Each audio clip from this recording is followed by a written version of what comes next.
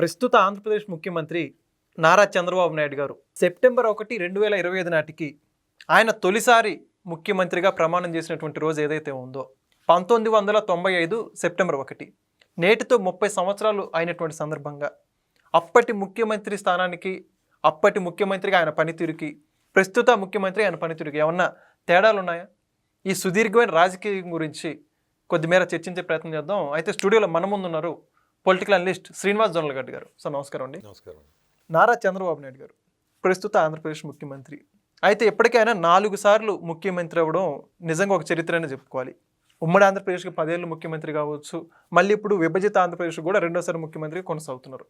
అయితే ఆయన ఈ 30 సంవత్సరాలకు సంబంధించి రాజకీయ ప్రస్థానం గురించి కావచ్చు, తొలిసారి ముఖ్యమంత్రి అయినటువంటి పరిస్థితులు కావచ్చు, ఇప్పటికే ఏమన్నా భిన్నత్వంగా ఏమైనా ఉందా అంటే మీరేమంటారు? మొదటి నుంచి ఆయన స్టూడెంట్ నాయకుడిగా ఉన్నప్పటి నుంచి కూడా ఆయనకి రాజకీయాల పట్ల ఒక అవగాహన ఉంది.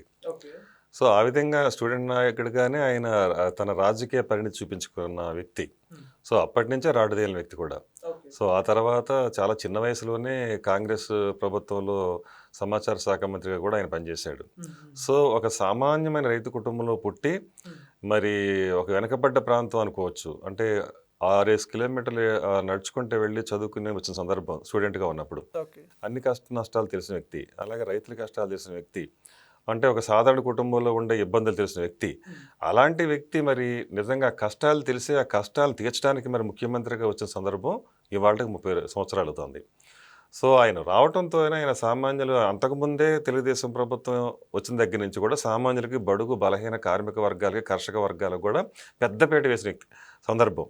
అలాగే పార్టీ ఒక బీసీలకి న్యాయం చేసిన మొట్టమొదటి పార్టీ కూడా తెలుగుదేశం పార్టీ. అంతకుముందు బీసీలకి రాజకీయంలో ఎక్కడా కూడా ఒక సరైన స్థానం ఉండేది కాదు.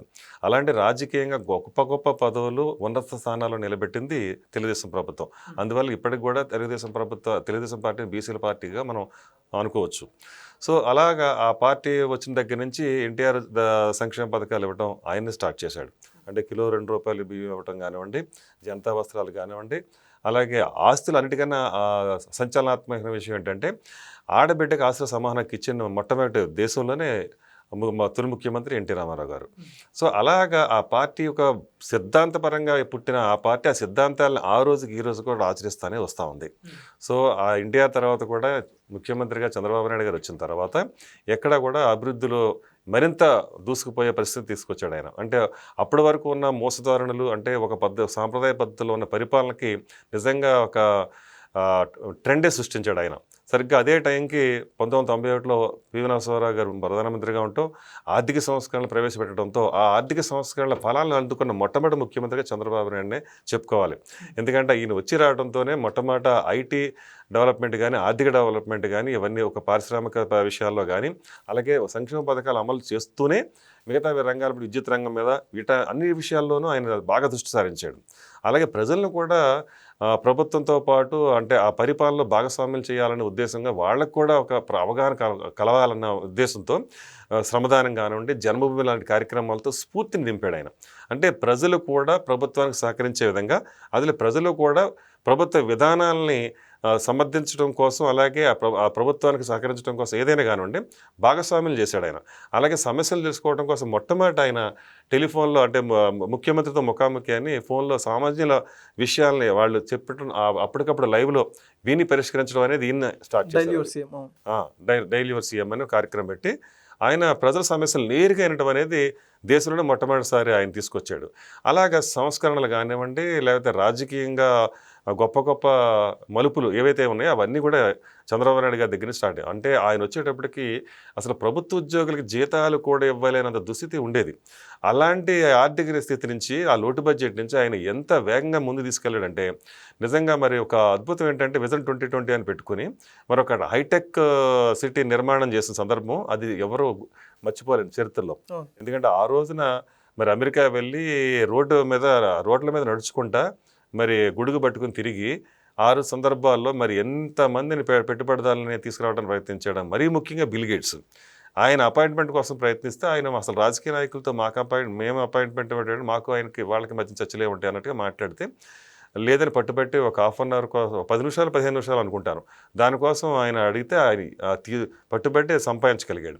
సంపాదించిన తర్వాత అది కాస్త గంట సేపు మరి వాళ్ళిద్దరి మధ్యన భేటీ జరగటం, ఆ తర్వాత బిల్ గేట్సే స్వయంగా అసలు ఇంతవరకు మాకు అమెరికా వెలుపల ఎక్కడా కూడా మేము పెట్టింది లేదు, ఈ మైక్రోసాఫ్ట్ ఏదైతే ఉందో దాన్ని పెట్టడం అంటూ జరిగితే అది ఇండియాలోను, అది ముఖ్యంగా ఆంధ్రప్రదేశ్లో పెడతా అన్నారు అన్న మాట ప్రకారం తీసుకొచ్చి ఆయన ఇక్కడ పెట్టుబడులు పెట్టడం ఒక్కసారిగా ప్రపంచం విస్తుపోయింది.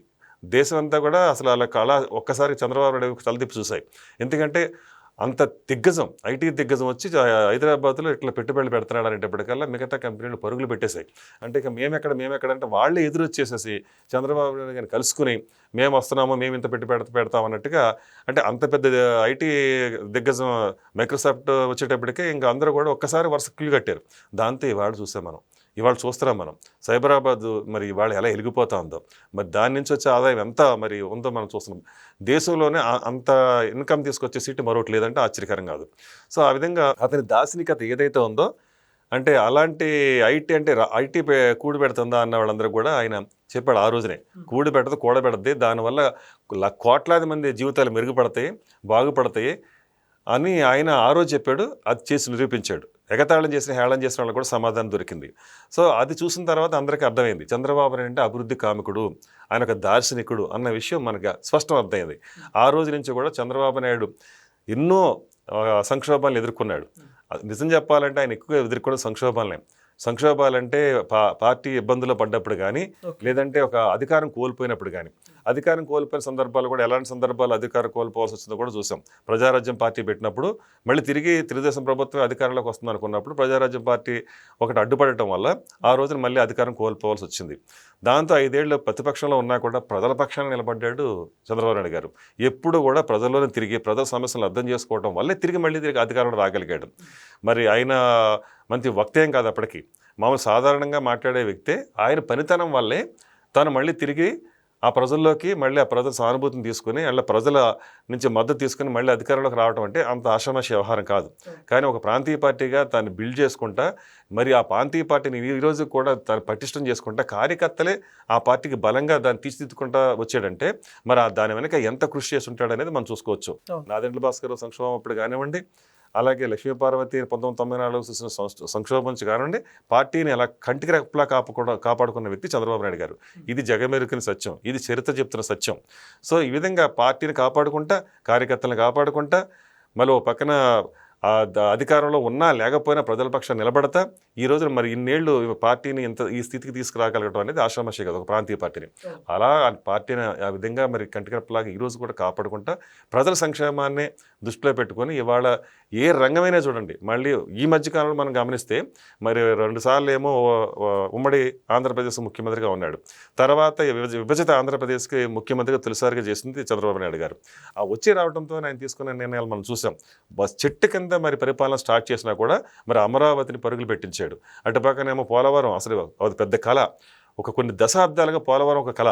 ఆ కళని నెరవేర్చడంలో ఆయన దాదాపుగా సఫలీకృతమవుతున్న సందర్భంలో 72% పూర్తి చేసి ఇంకా నెక్స్ట్ అధికారంలోకి రాగానే 2-3 ఏళ్ళు దాన్ని ఫినిష్ చేద్దాం అనుకున్న సందర్భంలో అనుకోకుండా ఒక్క ఛాన్స్ అంటూ వచ్చి ఒక మోసంతో ఏదైతే ప్రజలను వంచాడో ఆ వ్యక్తికి మరి అధికారం రావటం, ఆ వ్యక్తి మరి ఆ విధంగా దగా చేసి రాష్ట్రాన్ని సర్వనాశనం చేసేసి మరి తిరిగి మళ్ళీ ఒక 20 ఏళ్ళు వెనక్కి నెట్టేసిన సందర్భంలో కూడా మళ్ళీ ఎక్కడైతే సమస్యలు ఉంటాయో, ఎక్కడైతే సవాళ్ళు ఉంటాయో దాన్ని ఎదుర్కోవటమే ఛాలెంజింగ్గా తీసుకునే వ్యక్తిగా చంద్రబాబు నాయుడు గారు మళ్ళీ తిరిగి ఆ సంక్షోభాన్ని కూడా ఒక సవాల్గా తీసుకుని ఇవాళ మరి అస్తవ్యస్తమైన ఆర్థిక వ్యవస్థని మరి ఇవాళ నాశనం అయిపోయి మరి ఆ దిక్కుదోచని పరిస్థితిలో ఉన్న మళ్ళీ తిరిగి ఆంధ్రప్రదేశ్కి ముఖ్యమంత్రిగా వచ్చిన తర్వాత ఇవాళ చూస్తున్నాం సంవత్సరంలో మరి ఎన్ని అద్భుతాలు సృష్టించగలిగాడు. అంటే ఇలాంటి రాష్ట్రాన్ని ఎవడైనా నడపగలడా, ఇంత సంక్షోభంలో ఉన్న ఈ రాష్ట్రాన్ని ఎవడైనా మళ్ళీ గాడిని పెట్టగలడా, 12 లక్షల కోట్ల అప్పును నెత్తిన పెట్టిన ఈ పరిస్థితుల్లో రాష్ట్రాన్ని ఎట్లా తీరుస్తాడు, వడ్లు ఎట్లా కడతాడు, ఈ సంక్షేమ పథకాలు ఎలా ఇవ్వగలుగుతాడు, రాష్ట్రాన్ని ఎలా అభివృద్ధి చేస్తాడని అందరూ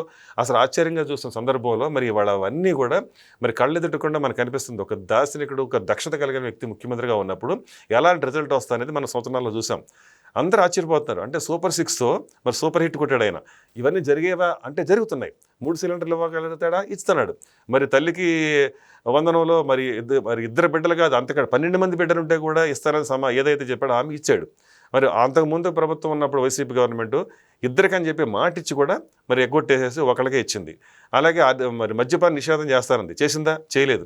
సో మనం పోల్చుకుంటే ఇవాళ మళ్ళీ తిరిగి అధికారంలోకి వచ్చిన తర్వాత ఏ విధంగా చూసుకున్నా కూడా సూపర్ 6 అద్భుతంగా దాన్ని ఆచరించుకుంటానే ఏదైతే సంక్షేమ పథకాలు ఒక పక్కన తీసుకెళ్తానే మరో పక్కన అభివృద్ధికి సంబంధించి మరి ఇవాళ గూగుల్ కూడా మన అక్కడ అమెరికా తర్వాత మళ్ళీ వేరే చోట ఎక్కడ అంత పెద్దది పెట్టిందంటే వైజాగ్లోనే. మరి 50,000 కోట్ల పెట్టుబడి, 25,000 మంది ప్రత్యక్షంగా ఉద్యోగాలు, 50,000 మందికి పరోక్షంగా ఉద్యోగాలు.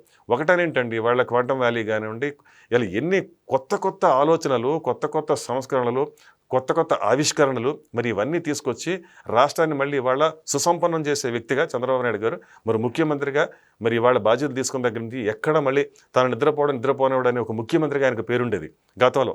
అలాగే ఇవాళ డిప్యూటీ సీఎం పవన్ కళ్యాణ్ గారు కానీ, ఒక పక్కన లోకేష్ గారు కానీ, ఒక పక్కన చంద్రబాబు నాయుడు గారు, ముగ్గురు కూడా త్రిమూర్తిలా ఇవాళ రాష్ట్రం పట్ల ఎక్కడికక్కడే మరి ఇవాళ మొన్న సింగపూర్ వెళ్ళటం కానివ్వండి, తర్వాత ఇలా కేంద్రం నుంచి మరి పోలవరం సంబంధించిన అనుమతులు ఏవైనా ఉంటే మరి అతి వేగంగా మరి ఆ కార్యక్రమాన్ని తీసుకుని 72% పూర్తయిన పోలవరం మళ్ళీ ఇవాళ 2027 ఎట్టి పరిస్థితుల్లోనూ మరి పూర్తి చేయాలనే దృఢ సంకల్పంతో ఇవాళ నిపుణులు కూడా వచ్చి చూశారు, సంతృప్తి వ్యక్తం చేశారు. పనులు చాలా బాగా జరుగుతున్నాయి. ఆగస్టులో కూడా పనులు ఆగకుండా తీసుకెళ్ళగలుగుతున్నారంటే మరి అది ముఖ్యమంత్రి గొప్పతనం. మరి ఇలాంటి ప్రణాళికలతో వెళ్తే ముఖ్యమంత్రికి మరి ఇంకా మరి ఎంత మనం చెప్పినా తక్కువ అవుతుంది.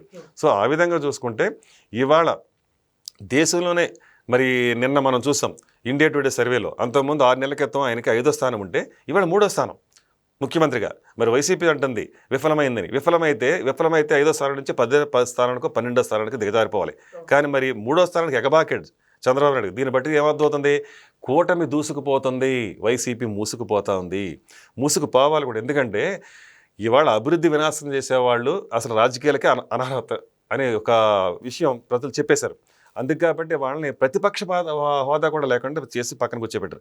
ఇవాళ మరో రాబోయే 15 ఏళ్ళు 20 ఏళ్ళ పాటు మరి ఈ చంద్రబాబు నాయుడు గారే మళ్ళీ ఈ రాష్ట్రాన్ని చక్కదిద్దగల నాయకుడనే ఒక నమ్మకం కలిగింది. కాబట్టి ఆ నమ్మకాన్ని మరి రాబోయే రోజులు కూడా మరి వాళ్ళు ప్రజలు నిరూపించుకోగలిగితే కనుక ఈ రాష్ట్రం మళ్ళీ తిరిగిలేని విధంగా ముందుకెళ్ళే అవకాశం ఉంది. ఆ విధంగా ఈ 30 సంవత్సరాలు ఏదైతే మరి రాజకీయంగా మరి మొట్టమొదట తన ముఖ్యమంత్రిగా ఇవాళ 30 ఏళ్ళు పూర్తి చేసుకున్నాడో అతను పదవి స్వీకారం చేసే సందర్భంగా ఆయనకి అభినందన తెలియజేస్తూ, అలాగే ఇంకా మరింత ఆరోగ్యాలతో రాబోయే రోజుల్లో కూడా ప్రజలకు మరింత సేవలు అందించడం కోసం ఆయన ఇంకా నిండు నీళ్ళు ఆయురారోగ్యాలతో ఉండాలని కోరుకుందాం. Thank you. నమస్కారం. Please subscribe to Leo News for more videos.